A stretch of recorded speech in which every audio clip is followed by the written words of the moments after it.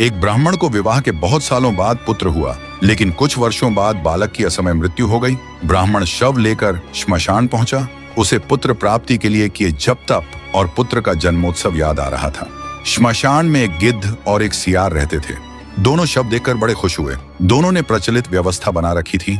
दिन में सियार मांस नहीं खाएगा और रात में गिद्ध। सियार ने सोचा, यदि ब्राह्मण दिन में ही शव रखकर चला गया तो उस पर गिद्ध का अधिकार होगा, इसलिए क्यों ना अंधेरा होने तक ब्राह्मण को बातों में फंसाकर रखा जाए। वहीं गिद्ध ताक में था कि शव के साथ आए कुटुंब के लोग जल्द से जल्द जाएं और वह उसे खा सके।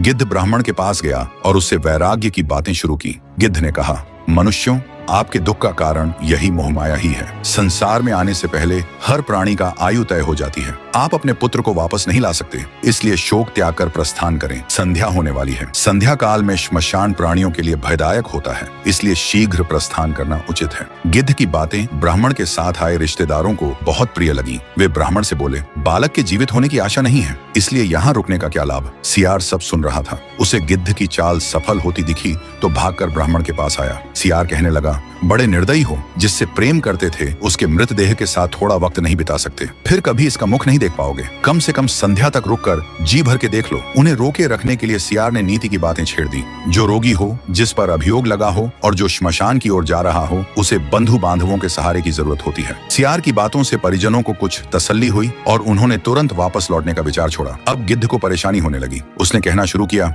तुम ज्ञानी होने के बावजूद एक कपटी सियार की बातों में आ गए। एक दिन हर प्राणी की यही दशा होनी है। शोक त्याग कर अपने अपने घर को जाओ। जो बना है वह नष्ट होकर रहता है। तुम्हारा शोक मृतक को दूसरे लोक में कष्ट देगा। जो मृत्यु के अधीन हो चुका, क्यों रोकर उसे व्यर्थ कष्ट देते हो। लोग चलने को हुए तो सियार फिर शुरू हो गया, ये बालक जीवित होता तो क्या तुम्हारा वंश न बढ़ाता। कुल का सूर्य अस्त हुआ है, कम से कम सूर्यास्त तक तो रुको। अब गिद्ध को चिंता हुई। गिद्ध ने कहा, मेरी आयु 100 वर्ष की है। मैंने आज तक किसी को जीवित होते नहीं देखा। तुम्हें शीघ्र जाकर इसके मोक्ष का कार्य आरंभ करना चाहिए। सियार ने कहना शुरू किया, जब तक सूर्य आकाश में विराजमान है, दैवीय चमत्कार हो सकते हैं। रात्रि में आसुरी शक्तियां प्रबल होती हैं। मेरा सुझाव है थोड़ी प्रतीक्षा कर लेनी चाहिए। सियार और गिद्ध की चालाकी में फंसा ब्राह्मण परिवार तय नहीं कर पा रहा था कि क्या करना चाहिए। अंततः पिता ने बेटे का सिर में गोद में रखा और जोर जोर से विलाप करने लगा। उसके विलाप से श्मशान कांपने लगा। तभी संध्या भ्रमण पर निकले महादेव पार्वती वहां पहुंचे। पार्वती जी ने बिलखते परिजनों को देखा तो दुखी हो गई। उन्होंने महादेव से बालक को जीवित करने का अनुरोध किया। महादेव प्रकट हुए और उन्होंने बालक को 100 वर्ष की आयु दे दी।